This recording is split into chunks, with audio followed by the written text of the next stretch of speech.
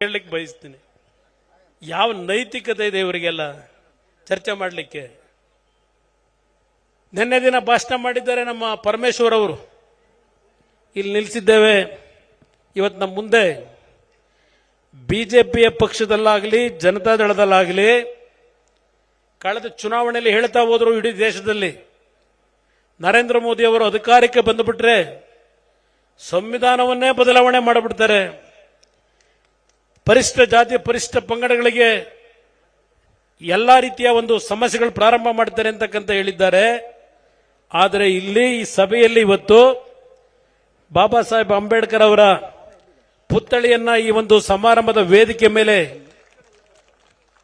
ಇಲ್ಲಿ ನಾವು ನಿಮ್ಮ ಮುಂದೆ ಇವತ್ತೇನಿಟ್ಟಿದ್ದೇವೆ, ನರೇಂದ್ರ ಮೋದಿ ಅವರ ನಾಯಕತ್ವದಲ್ಲಿ ಈ ದೇಶದ ಪ್ರತಿಯೊಬ್ಬ ಪ್ರಜೆ, ಅದು ಯಾವುದೇ ಸಮಾಜ ಯಾವುದೇ ಜಾತಿಯವರಿರಲಿ, ಪ್ರತಿಯೊಬ್ಬರಿಗೂ ಸಂವಿಧಾನದಲ್ಲಿ ಡಾಕ್ಟರ್ ಬಾಬಾ ಸಾಹೇಬ್ ಅಂಬೇಡ್ಕರ್ ಅವರು ಕೊಟ್ಟಿರ್ತಕ್ಕಂಥ ಹಕ್ಕುಗಳನ್ನು ಈ ದೇಶದ ಪ್ರತಿಯೊಬ್ಬ ಸಾಮಾನ್ಯ ಪ್ರಜೆಗೆ ಕೊಡಬೇಕು ಅಂತಕ್ಕಂಥದ್ದು ನರೇಂದ್ರ ಮೋದಿ ಅವರ ಇವತ್ತಿನ ಕಾರ್ಯಕ್ರಮಗಳು. ಇದನ್ನ ಇವತ್ತು ಕಾಂಗ್ರೆಸ್ನ ನಾಯಕರು ಸಂವಿಧಾನದ ಹೆಸರಿನಲ್ಲಿ ಏನೋ ದೇಶಕ್ಕೆ ಆಗೋಗ್ಬಿಡುತ್ತೆ ಅನಾಹುತ ಅಂತ ಹೇಳಿ ಚುನಾವಣೆ ನಡೆಸಿದಂಥವರು ಇವತ್ತು ಸಿದ್ದರಾಮಯ್ಯನವರಿಗೆ ಕೇಳಲಿಕ್ಕೆ ಬಯಸ್ತೇನೆ. ಕೆಲವು ಹಿಂದುಳಿದ ವರ್ಗಗಳ ಸಂಘಟನೆಗಳ ಮುಖಾಂತರ ಹೇಳಿಕೆಗಳನ್ನು ಗಮನಿಸ್ತಾ ಇದ್ದೇನೆ. ಸಿದ್ದರಾಮಯ್ಯನವರು ಇವತ್ತು ಹಿಂದುಳಿದ ಒಬ್ಬ ನಾಯಕರು, ಅವರು 2ನೇ ಬಾರಿ ಮುಖ್ಯಮಂತ್ರಿ ಆಗಿರತಕ್ಕಂಥದ್ದಕ್ಕೆ ಕೆಲವರು ಸಹಿಸಲಾರದೆ ಹೊಟ್ಟೆ ಕಿಚ್ಚಿನಿಂದ ಹೊಟ್ಟೆ ಉರಿಯಿಂದ ಸಿದ್ದರಾಮಯ್ಯನವ್ರನ್ನ ಇಳಿಸಬೇಕು ಅಂತ ಹೊರಟಿದ್ದಾರೆ. ಈ ಮಾತನ್ನು ಏನು ಹೇಳ್ತಾ ಇದ್ದೀರಿ? ನಿಮ್ಮ ಮನಸ್ಸಿಗೆ ಪ್ರಶ್ನೆಯನ್ನ ಹಾಕೊಳ್ಳಿ, ನಿಮ್ಮ ಆತ್ಮಕ್ಕೆ ಪ್ರಶ್ನೆಯನ್ನ ಹಾಕೊಳ್ಳಿ. ಇವತ್ತು ಯಾದಗಿರಿಯಲ್ಲಿ ಕಲಬುರಗಿ ಜಿಲ್ಲೆಯಲ್ಲಿ ಒಬ್ಬ ಪೊಲೀಸ್ ಅಧಿಕಾರಿ, ಯಾದಗಿರಿ ಜಿಲ್ಲೆ ಒಬ್ಬ ಪೊಲೀಸ್ ಅಧಿಕಾರಿ ಅದು ಆತ್ಮಹತ್ಯೆ, ಅದೇನು ಮಾನಸಿಕವಾಗಿ ಅಸ್ತಿತ್ವಕ್ಕೆ ಒಳಗಾಗಿ ಮರಣ ಹೊಂದಿರತಕ್ಕಂಥದ್ದಲ್ಲ. ಅದನ್ನೇ ಹೇಳಲಿಕ್ಕೆ ಹೊರಟೆ. ಈಗ ಡಾಕ್ಟರ್ ಪರಮೇಶ್ವರ್ ಅವರಿಗೆ ಈ ವೇದಿಕೆ ಮುಖಾಂತರ ನಾನು ಒಂದು ಪ್ರಶ್ನೆಯನ್ನು ಕೇಳ್ತೇನೆ. ನಮಗೆ ನೀವು 100 ಪ್ರಶ್ನೆ ಆಮೇಲೆ ಹಾಕೊಳ್ಳಿ, ಚನ್ನಪಟ್ಟಣದಲ್ಲಿ, ರಾಮನಗರದಲ್ಲಿ, ಅಲ್ಲಿಂದ ಮೈಸೂರು, ಮಂಡ್ಯದಲ್ಲಿ ಹಾಕಿ. ನೀವು ಈ ಪ್ರಶ್ನೆಗೆ ಉತ್ತರ ಕೊಡ್ರಪ್ಪ ಪರಮೇಶ್ವರ ಅವರೇ. ನೀವು ರಾಜ್ಯದ ಗೃಹ ಸಚಿವ, ನಿಮ್ಮ ಇಲಾಖೆಯಲ್ಲಿದ್ದಂಥ ಒಬ್ಬ ಪೊಲೀಸ್ ಅಧಿಕಾರಿ, ನಿಮ್ಮ ಸಮಾಜಕ್ಕೆ ಸೇರಿರ್ತಕ್ಕಂಥ ಒಬ್ಬ ಪರಿಶಿಷ್ಟ ವರ್ಗಕ್ಕೆ ಸೇರಿರ್ತಕ್ಕಂಥ ಒಬ್ಬ ಅಧಿಕಾರಿ, ಆ ಅಧಿಕಾರಿ ಇವತ್ತು ನಿಧನ ಆಗಿರ್ತಕ್ಕಂಥದ್ದು.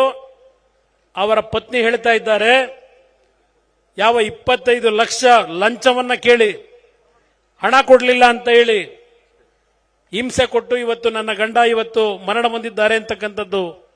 ಒಬ್ಬ ಪರಿಶಿಷ್ಟ ವರ್ಗದ ಹೆಣ್ಣು ಮಗಳು ಇವತ್ತು ಕಣ್ಣಲ್ಲಿ ನೀರನ್ನು ಹಾಕ್ತಾ ಇದ್ದಾರೆ. ಇದು ಪರಮೇಶ್ವರ್ ಅವರೇ, ಇದು ಸಿದ್ದರಾಮಯ್ಯನವರೇ, ನೀವು ಬಾಬಾ ಸಾಹೇಬ್ ಅಂಬೇಡ್ಕರ್ ಅವರಿಗೆ ಕೊಡ್ತಾ ಇರತಕ್ಕಂಥ ಗೌರವವನ್ನು ನಿಮ್ಮಿಂದ ನಾವು ಕಾಣಲಿಕ್ಕೆ ಸಾಧ್ಯವಾ? ಹಿಂದುಳಿದ ವರ್ಗದ ಸಂಘಟನೆಗಳಿಗೆ ನಾನು ಕೇಳಲಿಕ್ಕೆ ಬಯಸ್ತೇನೆ. ಇದೇ ಸಿದ್ದರಾಮಯ್ಯನವರು 2013-17 ಮುಖ್ಯಮಂತ್ರಿ, ಒಬ್ಬ ಕಲ್ಲಪ್ಪ ಅಂಡಿಬಾಗ್ ಅಂತ ಹೇಳಿ ಇದೇ ಸಿದ್ದರಾಮಯ್ಯನವರ ಸಮಾಜಕ್ಕೆ ಸೇರಿದಂತ ಒಬ್ಬ ಕುರುಬ ಸಮಾಜದ ಯುವಕ ಡಿವೈಎಸ್ಪಿ ಇವತ್ತು ರಾಜ್ಯದಲ್ಲಿ ಒಂದು ಉನ್ನತವಾದಂತಹ ಅಧಿಕಾರಿಯಾಗಿ ಬದುಕಿದ್ರೆ ಕೆಲಸ ಮಾಡತಕ್ಕಂಥ ಶಕ್ತಿ ಇತ್ತು ಆ ಅಮಾಯಕ ಪ್ರಾಮಾಣಿಕ ಯುವಕನಿಗೆ ಯಾತಕ್ಕೆ ಆತ್ಮಹತ್ಯೆಗೆ ಶರಣಾದರು ನಿಮ್ಮ ಆಡಳಿತದಲ್ಲಿ? ಯಾವ ಹಿಂದುಳಿದ ವರ್ಗದ ಹೆಸರಿನಲ್ಲಿ ಅಧಿಕಾರವನ್ನು ನಡೆಸ್ತಾ ಇದ್ದೇನೆ ಅಂತೀರಿ, 2ನೇ ಬಾರಿಗೆ ಮುಖ್ಯಮಂತ್ರಿ ಆಗಿದ್ದೇನೆ ಅಂತೀರಿ. ನಿಮ್ಮ ಸಮಾಜದ ಒಬ್ಬ ಪ್ರಾಮಾಣಿಕ ಒಬ್ಬ ಪೊಲೀಸ್ ಅಧಿಕಾರಿಯನ್ನ ರಕ್ಷಣೆ ಕೊಡ್ಲಿಕ್ಕಾಗದೆ ಇರತಕ್ಕಂಥ ಸಿದ್ದರಾಮಯ್ಯನವರು ಇವತ್ತು ಹಿಂದುಳಿದ ವರ್ಗಕ್ಕೆ ನ್ಯಾಯ ಕೊಡ್ತಕ್ಕಂಥ, ರಕ್ಷಣೆ ಕೊಡ್ತಕ್ಕಂಥ ಶಕ್ತಿ ಅವರಲ್ಲಿ ಇದೆಯಾ? ಇವತ್ತು ಈ ಸಂಘಟನೆಗಳು ತಿಳ್ಕೋಬೇಕಾಗ್ತದೆ. ಇಲ್ಲಿ ನಾವೇನಿದ್ದೇವೆ, ಇಲ್ಲಿ ನಾವು ಜಾತಿಯ ಹೆಸರಿನ ರಾಜಕೀಯವನ್ನ ಮಾಡಲಿಕ್ಕೆ ಇವತ್ತು ನಾವು ಹೊರಟಿಲ್ಲ. ನಮಗೆ ಈ ನಾಡಿನಲ್ಲಿರ್ತಕ್ಕಂಥ ಪ್ರತಿಯೊಬ್ಬ ಸಮಾಜದ ಕಟ್ಟ ಕಡೆಯ ವ್ಯಕ್ತಿ ಒಂದು ಸ್ವಾಭಿಮಾನದ ಬದುಕನ್ನು ಕಾಣಬೇಕು ಅಂತಕ್ಕಂಥದ್ದು ಇವತ್ತು ನಮ್ಮ ಪಾದಯಾತ್ರೆಯ ಸಂದೇಶವನ್ನ ಕೊಡಲಿಕ್ಕೆ ನಾವು ಹೊರಟಿದ್ದೇವೆ. ಮೂಡ ಬಗ್ಗೆ ಚರ್ಚೆ ಮಾಡ್ತಾ ಇದ್ದೀರಿ. ಯಾವ ನೈತಿಕತೆ ಇಟ್ಕೊಂಡಿದ್ದೀರಿ ನೀವು? ಯಾವ ನೈತಿಕತೆ ಇದೆ? ನೀವು 15 ಸೈಟ್ ತಗೊಂಡಿದ್ದಕ್ಕೆ ನಮ್ಮ ಆರೋಪ ಇಲ್ಲ, ಇನ್ನೂ 25 ಸೈಟ್ ಬರೆಸ್ಕೊಳ್ಳಿ, ನಮ್ಮ ಆರೋಪ ಇಲ್ಲ. ಆದ್ರೆ ಕಾನೂನುಬದ್ಧವಾಗಿ ಮಾಡಲಿಕ್ಕೆ ನಿಮಗೂ ಅಧಿಕಾರ ಇದೆ, ಈ ನಾಡಿನ ಒಬ್ಬ ಬಡ ಬೋರೆಗೌಡನಿಗೂ ಅಧಿಕಾರ ಇದೆ ಕಾನೂನುಬದ್ಧವಾಗಿ ಮಾಡಲಿಕ್ಕೆ. ಅದರಲ್ಲಿ ಆಗಿರ್ತಕ್ಕಂಥ ಪ್ರಕರಣ ಸಂಪೂರ್ಣವಾಗಿ ಕಾನೂನು ವಿರೋಧಿಯಾಗಿ ಮಾಡಿರ್ತಕ್ಕಂಥದ್ದು. ನಾನದು ದಲಿತರ ಜಮೀನು ಅಂತಲೂ ಹೇಳಲಿಕ್ಕೆ ಹೋಗೋದಿಲ್ಲ. ದಲಿತ ಅನ್ನೋ ಪದ ಹೇಳಬಾರದಂತೆ ಪಾಪ ನಮ್ಮ ಮಳವಳ್ಳಿ ಶಾಸಕರು ಹೇಳಿದ್ದಾರೆ ಎಲ್ಲರಿಗೂ. ಅಲ್ಲ ಪಾಪ ಮೊನ್ನೆ ಅಸೆಂಬ್ಲಿಲಿ ಬಹಳ ಚರ್ಚೆ ಮಾಡಿದ್ರಲ್ಲ, ಪಾಪ ಏನು ಹೇಳಿದ್ದಾರೆ, ಏನೋ ಅವಮಾನ ಮಾಡದಂಥದ್ದು.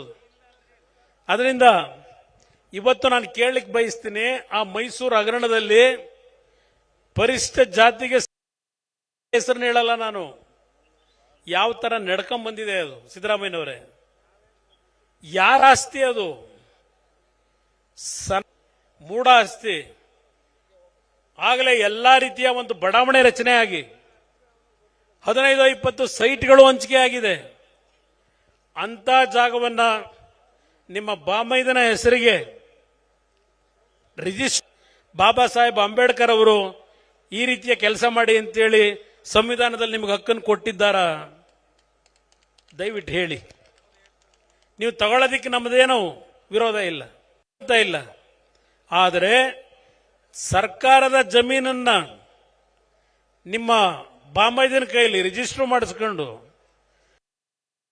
ವರ್ಷನ ಬೇರೆ ಚೇಂಜ್ ಆಫ್ ಲ್ಯಾಂಡ್ ಯೂಸ್, ಆ ಅಧಿಕಾರಿಗೆ ಚೇಂಜ್ ಆಫ್ ಲ್ಯಾಂಡ್ ಯೂಸ್ ಮಾಡಬೇಕಾದ್ರೆ ಸ್ಥಳ ಪರಿಶೀಲನೆ ಮಾಡಬೇಕಾದಂಥದ್ದು ಕಾನೂನು. ಆ ಸ್ಥಳ ಪರಿಶೀಲನೆ ಮಾಡದೆ ರಿಜಿಸ್ಟರ್ ಅದನ್ನ ಚೇಂಜ್ ಆಫ್ ಲ್ಯಾಂಡ್ ಯೂಸ್ ಯಾಕೆ ಮಾಡಿಕೊಟ್ರು? ಇದೆಲ್ಲ ಒಂದು ದೊಡ್ಡ ಇತಿಹಾಸ ಇದೆ. ಆಮೇಲೆ 2010ಕ್ಕೆ ಪಾಪ ಉಡುಗೊರೆ ಕೊಡ್ತಾರೆ ತಂಗಿಗೆ. ಅಷ್ಟರೊಳಗೆಲ್ಲ ಬಡಾವಣೆ ರಚನೆ ಆಗೋಗಿ ಸೈಟ್ಗಳಾಗೋಗಿದೆ. ಸಿದ್ದರಾಮಯ್ಯನವರೇ, ನಿಮಗೆ ಇದು ಯಾವುದು ಗೊತ್ತಿಲ್ಲ ಅಂತ ಈಗೇನು ಹೇಳ್ತಾ ಇದ್ದೀರಿ, ನನಗೆ ಸಂಬಂಧ ಇಲ್ಲ ಅಂತ ಹೇಳಿ. 62 ಕೋಟಿ ಅದರ ವ್ಯಾಲ್ಯೂ ಅಂತ ಕೇಳಿದ್ರಲ್ಲ ಸಾರ್ವಜನಿಕವಾಗಿ. ಏನು ಸುಮ್ಮನೆ ನಮ್ಮ ಜಮೀನ ನೀವು ಅಕ್ರಮವಾಗಿ ಮೂಡಾದರೆ ಕಾನೂನು ಬಾಹಿರವಾಗಿ ಮಾಡಿ ನಮ್ಮ ಜಮೀನು ತಗೊಂಡ್ಬಿಟ್ಟಿದ್ದೀರಿ ನೀವು. ಇವತ್ತರ ಅದರ ವ್ಯಾಲ್ಯೂ 62 ಕೋಟಿ. 62 ಕೋಟಿ ಕೊಡಿ ಅಂತ ನೀವೇ ಕೇಳಿದ ಮೇಲೆ ಅಲ್ಲಿಗೆ ಆ ಘಟನೆಗಳು ಏನ್ ನಡ್ಕೊಂಡ್ ಬಂದಿದೆ ನಿಮ್ಮ ಗಮನಕ್ಕೆ ಬರದೇ ನಡೆದಿದೆಯಾ? ನೀವು ಉಪಮುಖ್ಯಮಂತ್ರಿಗಳಾಗಿ ಮುಖ್ಯಮಂತ್ರಿಗಳಾಗಿ ನಿಮ್ಮ ಅಧಿಕಾರವನ್ನ ಪ್ರಭಾವವನ್ನ ಅಲ್ಲಿ ಬೀರ್ಲಿಲ್ಲ ಅನ್ನೋದಕ್ಕೆ ನಿಮ್ಮ ಕೈನಲ್ಲಿ ಹೇಳಲಿಕ್ಕೆ ಸಾಧ್ಯ ಇದೆಯಾ ಈಗ? ಇದು ನಮ್ಮ ಪ್ರಶ್ನೆ, ಇದು ನಮ್ಮ ಪ್ರಶ್ನೆ. ಇನ್ನ ನಿಮ್ಮ ವಾಲ್ಮೀಕಿ ಅಭಿವೃದ್ಧಿ ನಿಗಮ, ಏನು ಅಂಬೇಡ್ಕರ್ ಅವರ ಹೆಸರು ಹೇಳ್ತೀರಿ, ಹಿಂದುಳಿದ ಚಾಂಪಿಯನ್ ಅಂತೀರಿ. ಅಂಬೇಡ್ಕರ್ ನಮ್ಮ ವಾಲ್ಮೀಕಿ ಅಭಿವೃದ್ಧಿ ನಿಗಮದಲ್ಲಿ, ಅದು ಬಹುಶಃ ವಾಲ್ಮೀಕಿ ಅಭಿವೃದ್ಧಿ ನಿಗಮ ನಾನು ಯಡಿಯೂರಪ್ಪನವರು ಅವತ್ತು ಮೈತ್ರಿ ಸರ್ಕಾರ ಮಾಡಬೇಕಾದರೆ ವಾಲ್ಮೀಕಿ ಅಭಿವೃದ್ಧಿ ನಿಗಮ ಮಾಡಿದ್ದು ಅಂತ ಕಾಣಿಸ್ತದಾಗ ನಾವು ಮಾಡಿದ್ದು ಆ ಸಂದರ್ಭದಲ್ಲಿ.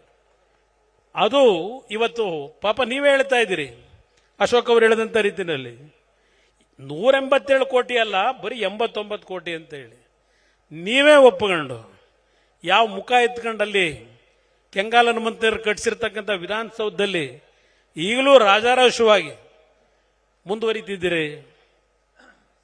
ವಿಧಾನಸಭೆಯ ಕಲಾಪದಲ್ಲಿ ಚರ್ಚೆ ಮಾಡಲಿಕ್ಕೆ ಕದ್ದು ಪಲಾಯನವಾದ ಮಾಡಿ, ಇಲ್ಲ ಇಲ್ಲ ನೀವು ಅದೆಂಥದ್ದು ಆಯೋಗ ಮಾಡಿದೀವಿ, ಆಯೋಗದ ಮುಂದೆ ಹೋಗಿ ಕಂಪ್ಲೇಂಟ್ ಕೊಡಿ ಅಂತ ನೀವು ಹೇಳ್ತೀರಿ. ಯಾರು ಕೇಳಿದ್ರು ನಿಮ್ಮನ್ನ ಆಯೋಗ ಮಾಡಿ ಅಂತ ಹೇಳಿ? ದೇಶ ಆಯೋಗನ? ಇಲ್ಲ ನಾವು ವಿರೋಧ ಪಕ್ಷಗಳು ಕೇಳಿದ್ವಾ ನಿಮಗೆ? ಇಲ್ಲಿ ಚರ್ಚೆಗೆ ಬಂದರೆ ಇವರ ನಿಜವಾದ ಬಣ್ಣ ಬಯಲಾಗುತ್ತೆ ಅಂತ ಹೇಳಿ ಕದ್ದು ಓಡೋದಂತ ಹೋದಂತಾರೆ ನೀವು. ಇಲ್ಲಿ ಪ್ರಹ್ಲಾದ್ ಜೋಶಿ ಅವರು ಹೇಳಿದ್ರು, ಪಾಪ ಮೊನ್ನೆ ಒಂದು ಪ್ರಜಾವಾಣಿನಲ್ಲಿ ನೋಡಿದೆ, ಒಂದು ದೊಡ್ಡ ಪ್ರಾಯೋಜಿತ ಜಾಹೀರಾತು, ಪ್ರಾಯೋಜಿತವಾದಂತ ಇಂಟ್ರೋ ಅದು. ಬಹುಶಃ ದೇಶದ ಇತಿಹಾಸದಲ್ಲಿ ಯಾವುದೇ ಒಬ್ಬ ಮುಖ್ಯಮಂತ್ರಿ ಅವರ ಹೇಳಿಕೆಗಳಿಗೆ ನೈತಿಕತೆಯನ್ನು ಕಳ್ಕೊಂಡು ಪ್ರಾಯೋಜಿತವಾದಂತ ಒಂದು ಇಂಟ್ರೋ ಕೊಟ್ಟಿರ್ತಕ್ಕಂಥದ್ದು ದೇಶದ ಇತಿಹಾಸದಲ್ಲಿ ಇದೇ ಸಿದ್ದರಾಮಯ್ಯನವರಿಗೆ ಆ ಒಂದು ಕೀರ್ತಿ ಹೋಗಬೇಕಾಗ್ತದೆ. ಈಗ ಇದು ನಡೆದಿರ್ತಕ್ಕಂಥದ್ದು. ಬಿಜೆಪಿ ಮತ್ತು ಜೆಡಿಎಸ್ ನಮ್ಮ ಕಾರ್ಯಕರ್ತರು ಇದನ್ನು ಅರ್ಥ ಮಾಡ್ಕೋಬೇಕಾಗ್ತದೆ. ಏನು ನಮ್ಮ ಪ್ರಹ್ಲಾದ್ ಜೋಶಿ ಅವರು ಹೇಳಿದ್ರು ಕೆಂಪಣ್ಣ ಆಯೋಗದ ರೀಡು ಕತೆ. ನಾನು ಅದಕ್ಕೆ ಹೇಳಿದ್ದು, ಮೊನ್ನೆ ಪ್ರಜಾವಾಣಿ ಪತ್ರಿಕೆಯಲ್ಲಿ ದೊಡ್ಡ ಬರೆದಿದ್ದೀರಿ, ನನ್ನದು ತೆರೆದ ಪುಸ್ತಕ ಅಂತ ಹೇಳಿ. ನಾನು ಅದಕ್ಕೆ ಒಂದು ಮಾತು ಹೇಳಿದೆ ಸಿದ್ದರಾಮಯ್ಯನವರಿಗೆ, ಹೌದು ನಿಮ್ಮದು ತೆರೆದ ಪುಸ್ತಕ ಇದೆ, ಅದಕ್ಕೋಸ್ಕರ ಮುಚ್ಚಿಟ್ಟಿದಾರಲ್ಲ ಕೆಂಪಣ್ಣಂದು ಅಲ್ಲಿ ನಿಮ್ಮ ಕಚೇರಿ ಒಳಗೆ, ಆ ಕೆಂಪಣ್ಣ ಆಗೋದು ವರದಿ ಪುಸ್ತಕ ಒಂಚೂರು ತೆರೀರಿ ಅಂತ ಹೇಳಿ. ತೆರೆದ್ರೆ ನಿಜವಾದ ನಿಮ್ಮ ತೆರೆದ ಪುಸ್ತಕವ ಪುಟಗಳು ಹರ್ಕೊಂಡ್ಬಿಟ್ಟಿದ್ದಾರಾಗಲೇ. ಈಗ ದೇಸಾಯಿ ಹೆಸರಿನಲ್ಲಿ ಮೂಢಾಗರಣಗಳನ್ನು ಮುಚ್ಚಾಕೊಳ್ಳಿಕ್ಕೆ ಹೊರಟಿದ್ದಾರೆ. ಪಾಪ ನಮ್ಮ ಪರಮೇಶ್ವರ್ ಹೇಳಿದ್ದಾರೆ, ಕುಮಾರಸ್ವಾಮಿ ಬಣ್ಣ ಈಗ ಗೊತ್ತಾಗಿದೆ ಅಂತೇಳಿ. ನನ್ನ ಬಣ್ಣ ಬದಲಾವಣೆ ಆಗಕ್ಕೆ ಸಾಧ್ಯವೇ ಇಲ್ಲ, ಇದು ಒರಿಜಿನಲ್ ಬಣ್ಣ, ಈ ಬಣ್ಣ ಸಾಧ್ಯವೇ ಇಲ್ಲ. ಪಾಪ ಹೇಳಿದ್ದಾರೆ. ಇದು ನಮ್ಮ ಎರಡೂ ಪಕ್ಷಗಳ ಹೊಂದಾಣಿಕೆ. ಪರಮೇಶ್ವರ್ ಅವರೇ, ಏನಾದರೂ 2006-7 ಯಡಿಯೂರಪ್ಪನವರು ನಾವು ಸೇರಿ ಸರ್ಕಾರ ಏನು ರಚನೆ ಮಾಡಿದ್ವು, ಆ ಸರ್ಕಾರ 20 ತಿಂಗಳು ನಾವು ಮುಂದುವರಿಸಿದ್ರೆ ಇವತ್ತೆಲ್ಲ ಕಾಂಗ್ರೆಸ್ ತೊಲಗ್ತಾ ಇದ್ದಿದ್ದು ಈ ರಾಜ್ಯದಿಂದ. 2006-7 ಕಾಂಗ್ರೆಸ್ ಈ ರಾಜ್ಯದಿಂದ ನಿರ್ನಾಮ ಆಗ್ತಿತ್ತು, ಅವತ್ತೇ ತೊಲಗಿ ಹೋಗ್ತಾ ಇದ್ರು. ನಮ್ಮ ರಾಜ್ಯ ಒಳ್ಳೆ. ಇವತ್ತು ಹೇಳ್ತೇನೆ, ಕೆಂಪಮ್ಮನ ದೇವಸ್ಥಾನದಲ್ಲಿ ಪೂಜೆ ಮಾಡಿ ಬಂದಿದ್ದೇನೆ. ಅವತ್ತು ನಾನು ಯಡಿಯೂರಪ್ಪನವ್ರಿಗೆ ಅಧಿಕಾರ ಕೊಡಬೇಕು ಅಂತ ಇದ್ದವನು. ಯಾವ್ಯಾವುದೋ ಕಾರಣಗಳಿಂದ ಅದು ಬದಲಾವಣೆ ಆಯ್ತು. ಬಹುಶಃ ಅವತ್ತು ಆ ಸರ್ಕಾರ ನಾವು ಮುಂದುವರೆದಿದ್ರೆ ಕರ್ನಾಟಕ ರಾಜ್ಯ ಇವತ್ತು ದೇಶದಲ್ಲೇ ಮೊದಲನೇ ಸ್ಥಾನದಲ್ಲಿ ಇರ್ತಕ್ಕಂಥ ದಿನಗಳನ್ನು ನಾವು ಕಾಣ್ತಾ ಇದ್ವು. ಇವತ್ತು ಸಹ ನಾಡಿನ ಜನತೆ ಯಡಿಯೂರಪ್ಪನವರ ಮಾರ್ಗದರ್ಶನದಲ್ಲಿ, ನಾನು ಅವತ್ತೇನು ನಮ್ಮ ಅಶೋಕ್ ಅವರು, ನಮ್ಮ GT ದೇವೇಗೌಡರು, ಹಲವಾರು ನಾಯಕರಿದ್ದಾರೆ ಇಲ್ಲಿ, ಕುಮಾರಸ್ವಾಮಿ ಅವರು, ನಾಡಗೌಡರು ಇಲ್ಲೆಲ್ಲ ಇದ್ದಾರೆ. ಇವರೆಲ್ಲರ ನಾಯಕತ್ವದಲ್ಲಿ ಸೋಮಣ್ಣ ಅವರಿದ್ದಾರೆ, ಬಸವರಾಜ ಬೊಮ್ಮಾಯಿ